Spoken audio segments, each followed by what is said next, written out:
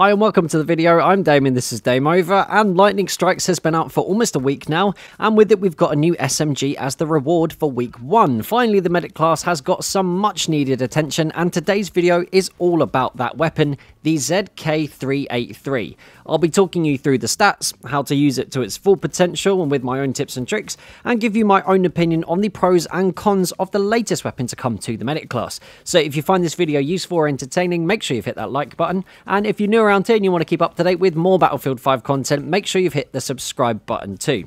So let's start by looking at the skill trees. We've got two skill trees giving very different results from one another. One emphasizing ADS play and accuracy on the right hand side, and one concentrating more on hip fire accuracy and close quarters fights, much like with other submachine guns. And if we nip over to the specialization screen, this is what I have chosen to use. So I've got lightened stock, custom stock, extended magazine, and high velocity bullets. So I've gone left, right, right. So I decided to use lightened stock instead of barrel bedding because the bipod basically does what barrel bedding does anyway. Yes, it would have given me even more accuracy when using the bipod, which is amazing anyway. It would be more like a laser beam, but the bipod is so good at improving the accuracy. It seemed like getting the extra movement and mobility was a much better idea. Quick aim, which I would normally go for on lots of the weapons, but I use the iron sights on this gun, and if I'm in close quarters anyway, I'll tend to stick to hip fire when using the ZK or any other SMG. So having the custom stock, which gives you more accuracy in aimed fire, which is something that you will end up doing quite a bit because of the range that you'll be fighting at most of the time. It is medium range, like I will mention later in the video. And because I was stuck on the right hand side as well, light bolt is useful, getting up the rate of fire. It makes it far more efficient at close quarters, but having an extended magazine and not needing to reload nearly as often is a very good thing to have. And finally, 10% faster bullets, so high velocity bullets. And especially when using the bipod, having that slightly faster bullet velocity made a big difference in landing that final shot and getting the kill, instead of going for a quick reload, which again is completely obsolete because of the large extended magazine. And now we'll have a look at the ZK statistically. What I'm doing here is using the in-game stats. I haven't actually got any proper figures that I can give you guys, as the data hasn't been mined directly from Battlefield 5 and put onto Simthic.com, which is what I would usually use. And I know some people in the forums and on Reddit have come up with their own versions of what the statistics are, but they're not verified by DICE or by any data mining specifically, so I don't want to give you guys any misinformation.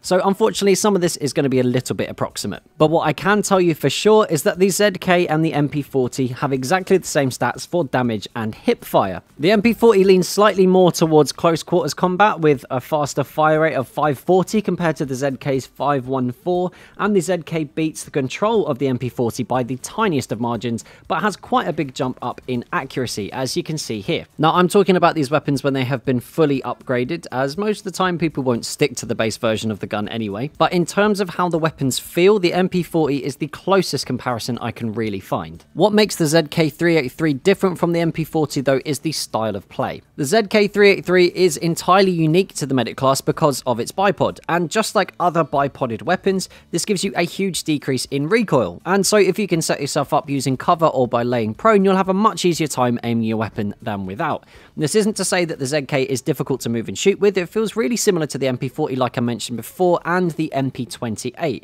It's a bit of a cross between the two in my opinion. It offers a lot of ranged accuracy, helped by the recent range buff we got with the patch on the 17th for medic weapons, but it's still good at close quarters if you choose to hip fire, and using the bipod makes a really big difference, at least to me, in how to play with it. It's like playing with a weaker and far more mobile MMG, and in a game where the majority of the fights happen at mid-range, having a way for your SMG to compete against precision weapons is a really big deal. For me at least, there doesn't seem to be much point in using the medic class because the SMGs are outclassed at almost every range against these semi-auto rifles and support guns. And like I said, with most fights being at mid-range, you're making your life much harder by choosing a weapon that will always struggle. This is without going into detail about how SMGs are still incredibly underpowered at close range too.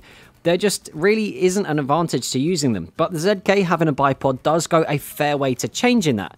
Burst firing at long range, I tend to stick to 2-round bursts, is a great way to take down opponents outside of the full auto-effective range, and there is also a single shot mode that you can use, but with 8 bullets to kill after 75 meters, your target's more than likely going to have time to up and leave before you can finish the job anyway.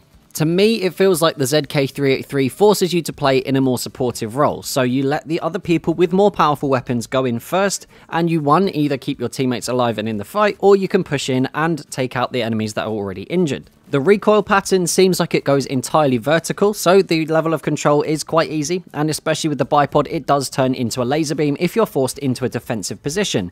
And using squad conquest to unlock this weapon anyway, it gets you used to that style of play, using flanks and getting behind people before you set up and you can mow them down. It's a pretty decent weapon overall. I'd say it's one of the better ones in the medic class, and it allows you to play in a way that the medic class hasn't been able to before. As always, high skill players will definitely be rewarded with better positioning and using those flanking maneuvers. Unfortunately, with any of the weapons for the medic class in Battlefield 5, you have to work that little bit harder to get the same reward you would with other weapons in other classes. But I suppose the balance is that you're able to keep your squad up and keep rolling forward, especially useful in a game type like Squad Conquest. But that's just what I think. What do you guys make of the ZK-383? Do you think it's worth the grind? And how are you finding Squad Conquest? Make sure you let me know what you think down in the comments below.